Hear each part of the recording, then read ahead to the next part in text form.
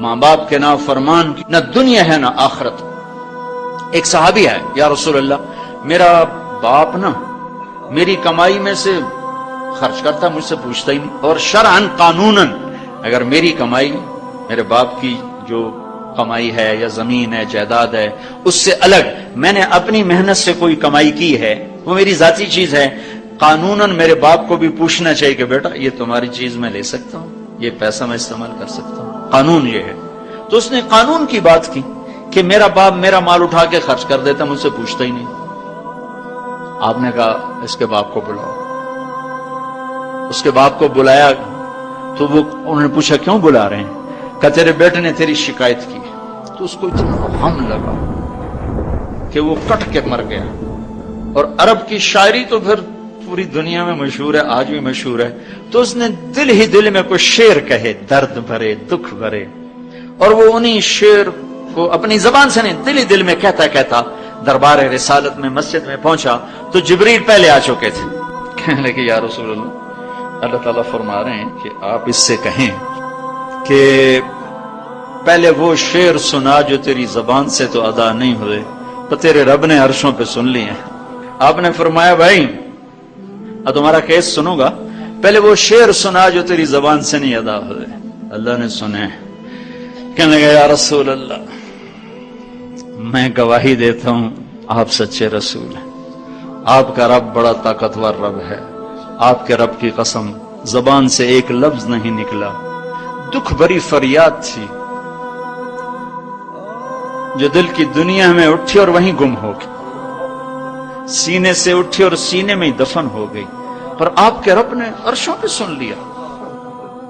آپ نے کہا اچھا سنا تو صحیح میرے بھائی۔ میں کہا جی میں نے کہا بچے جس دن تو پیدا ہوا اس دن سے ہم نے اپنے لیے جینا چھوڑ دیا، ہم نے تیرے لیے جینا شروع کیا۔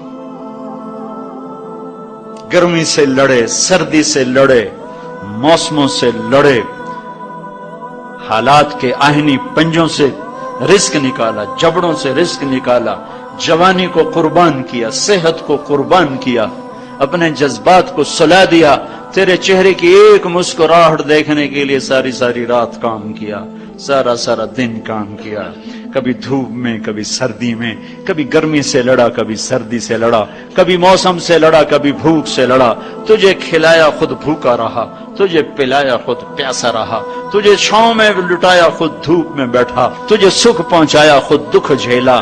میری تو زندگی پھر تیرے لیے ہوگی، میں نے اپنے لیے جینا چھوڑ دیا۔ جب کبھی تو بیمار ہوا تو ساری رات میں اور تیری ماں تیرے سرانے بیٹھ کے دھڑ دھڑ دل دھڑک رہے ہوتے تھے، کہیں مر نہ جائے، کچھ ہو نہ جائے۔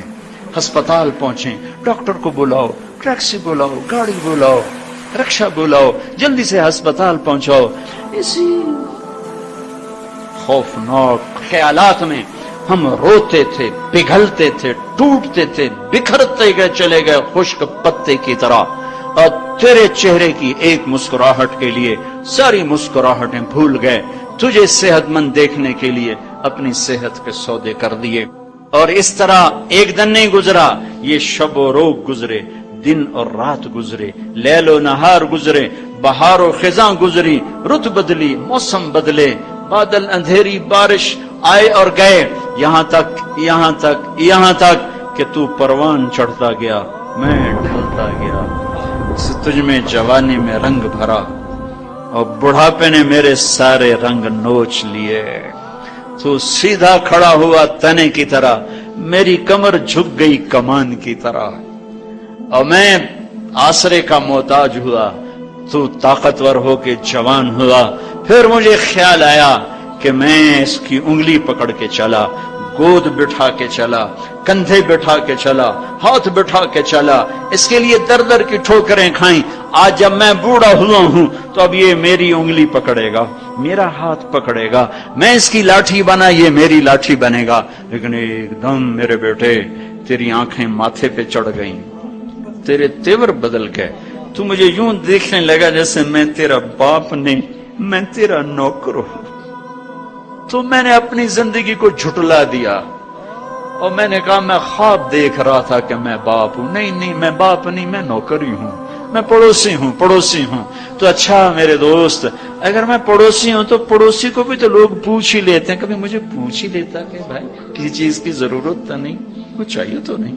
یہ اتنے درد بھرے اشعار ہیں کہ میرے تو اتنی فصاحت نہیں کہ میں اس کا ترجمہ کر سکتا، لیکن یہ وہ اشعار تھے کہ میرے نبی زار و قطار روتے اور آپ ٹوٹ پڑے اور آپ کی داڑھی آنسوں سے تر ہو گئی اور آپ نے اس کو گریبان سے پکڑا اور یوں جھٹکا دے کر اٹھ جا، دفع ہو جا، انت و مالک لابیک، تو باپ کے خلاف مقدمے کرتا ہے، نکل جا، تو اور تیرا سب کچھ تیرے باپ کا ہے۔